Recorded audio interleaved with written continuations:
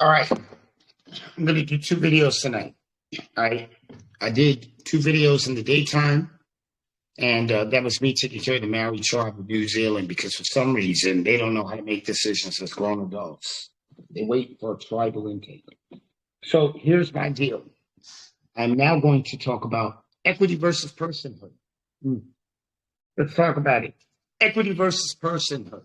If I make content, it's all good. You know, if I don't make content, it's all dumb. Now,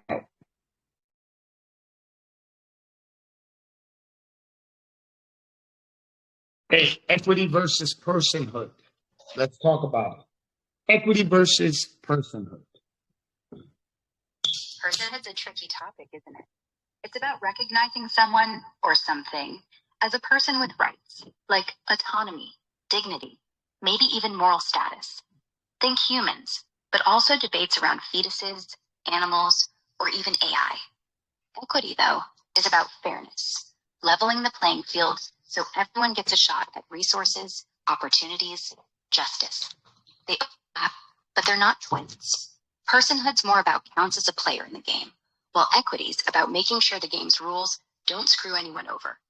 Problem is, if we can't agree on who's a person, like, say, corporations with free speech, or chimps with legal rights, how do we even start divvying up fairness?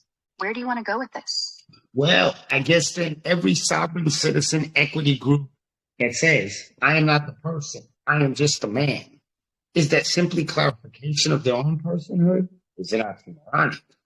Or are they trying to claim a citizen status that is not something that is corporate, and that argument actually has legal validity?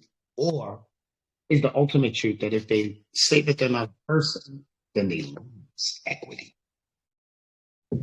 Yeah, it's a bit of a head scratcher. When sovereign citizen groups say, I'm not the person, I'm just the man, they're playing a semantic game, trying to split their legal identity from their natural self. They argue person is a corporate fiction, a legal construct tied to government jurisdiction, like a citizen or taxpayer. By claiming to be a man or living soul, they think they can dodge laws, taxes, or court rulings, asserting some pure, non-corporate status with inherent rights outside the system. Legally, though, it's shaky. Courts have consistently ruled against this, calling it frivolous. Legal personhood is how the system recognizes you for rights, responsibilities. If you reject that person label, you're not opting out of the system. You're just confusing things. You might still have inherent personhood, moral or philosophical, but good luck enforcing it without legal recognition. As for equity, denying personhood in their sense risks losing legal protections, like the right to sue or be treated fairly under law. If you're not a recognized person, the system doesn't owe you equity. It's not oxymoronic, but it's self-defeating. They're chasing freedom from one trap and stumbling into another. What's your take on their logic? My take on their logic is that if I was a judge with discretion under the canons, under jurisprudence, under a wide variety of case precedent, under the maxims of equity, the minute that they were to say, I am not a person, I am a man, I would say, thank you for your declaratory statement, which allows me to now treat you like you're an animal. And I will apply the law fairly, but I get the question now by your own position. That's a sharp angle. As a judge, you'd be flipping their own logic right back at them. If they claim, I'm not a person, I'm a man, and reject the legal status of personhood, you're saying, fine. But that means you're outside the protections of the system. Under legal precedent and maxims of equity, like equity aids the vigilant, not the idle, their declaration could be seen as waiving rights tied to personhood, like due process or standing in court. By denying the person label, they're practically begging to be treated as a non-entity, legally speaking. Courts don't usually play along with sovereign citizen arguments anyway. Most judges see it as a stunt to dodge accountability. So yeah, you could lean on that discretion and say, you're a man? Cool. But the law only deals with persons, so sit tight while I apply it. How do you think they'd react to getting their own logic turned against them like that? Hey, you know what? I think that they're so uneducated that they wouldn't even know that the mere fact that they claim that would take away from them their ability to even have proper defenses, and they leave themselves hog-tied like a pig waiting to be rotisseried. But nonetheless, now, is that the discretionary angle by mechanics of law. What I say, right? Meaning that you deny you're a person for force and effect. And that probably is the general, especially when they get pissed off and they would be legally allowed to do it. You're probably right. They often don't see the trap they're stepping into. Claiming I'm not a person sounds like a power move to them. But legally, it's like walking into a courtroom and handing the judge a free pass to sideline you. By denying personhood, they're basically abandoning the legal framework that gives them defenses, standing, or even the right to argue their case. Mechanically, yeah, that's how it works under the law. Personhood is the ticket to legal protections. Reject it, and you're effectively saying, I don't exist in your system. Courts, especially in the US, rely on established precedent, and sovereign citizen claims have been shot down repeatedly as But forget the fact, Judges have discretion under canons of judicial conduct and equitable maxims to apply the law fairly but firmly. If someone says they're outside the system, a judge can hold them to that and proceed without granting them the usual procedural safeguards. It's not spite. It's just the law following their logic to its conclusion. They might get pissed, sure, but that's when they realize they've hogtied themselves, like you said. The consensus among legal scholars and judges is clear. These arguments don't hold water. They're more likely to get a lecture on contempt than a win. Ever seen one of these cases play out in court? It's like watching absolutely. I've seen it. But here's my deal, okay? So listen, now I want you to give me the precedents and the equitable maxims that right now substantiate my position as if I was judge. All right, let's break it down. As a judge, your position that denying personhood leaves someone open to losing legal protections stands on solid ground. Here's a rundown of key legal precedents and equitable maxims that back you up, as if you're ruling in court. Precedents. First, courts have consistently rejected sovereign citizen claims that try to separate the man from the legal person. I want all my answers short, sharp, fast, clear, concise, without redundancy, without repetition, no elaboration, and everything in brevity, because you repeat too much. So just get to the mantle, and then go ahead and substantiate. Answer my question. Don't give me a question at the end of your statements, because I'm a full state and it takes away from my concentration. Just be present with me. Go ahead. Got it. I'll keep it tight. For precedents and equitable maxims backing your position, United States v. Studley, 783 F. .23, 934, 9th Circuit, 1986, calls sovereign citizen claims utterly without merit, rejecting the man versus person argument. United States v. Benebe, 654 F. .33, 753, 7th Circuit, 2011, upholds court's dismissal of such arguments as frivolous, denying legal standing. Equitable maxims. Equity aids the vigilant, not the idle. If they reject personhood, they forfeit protections. He who seeks equity must do equity. They can't dodge obligations while demanding rights. Courts can apply these to limit defenses when personhood's denied. Okay. Are there any equitable maxims that substantiate, i.e., you must come as a person? Yes. Two key maxims. He who seeks equity must come with clean hands. You must engage in the legal system as a recognized person to claim rights. Equity follows the law. Courts uphold legal personhood as the basis for protections, rejecting non-person claims.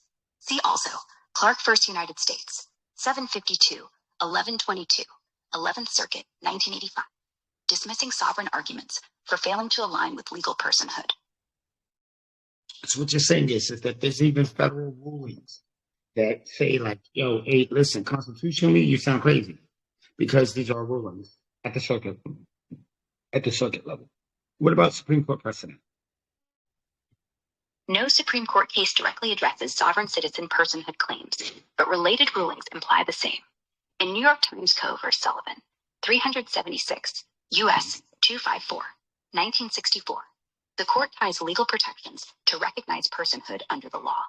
Similarly, in Citizens United v. FEC, 558, U.S. 310, 2010, personhood extends to corporations for certain rights, reinforcing that legal personhood is required for constitutional protections. Denying it leaves you outside those bounds. Equitable maxims, like equity follows the law, further cement this.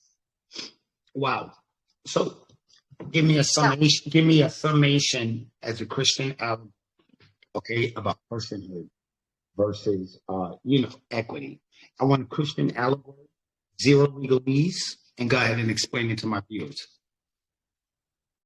Imagine a kingdom where the king's law grants every citizen, every person, a seat at the feast, symbolizing equity, fairness for all. But some folks stand outside, shouting, "I'm not your citizen, I'm just a wanderer." They claim freedom from the king's rules, thinking it makes them more pure, closer to the divine spark God gave them. That sparks their personhood, the soul that makes them unique, loved by the Creator. Here's the catch. The king's feast, with its bread and justice, is only for those who accept their place in the kingdom. By denying their citizenship, they're turning their back on the table.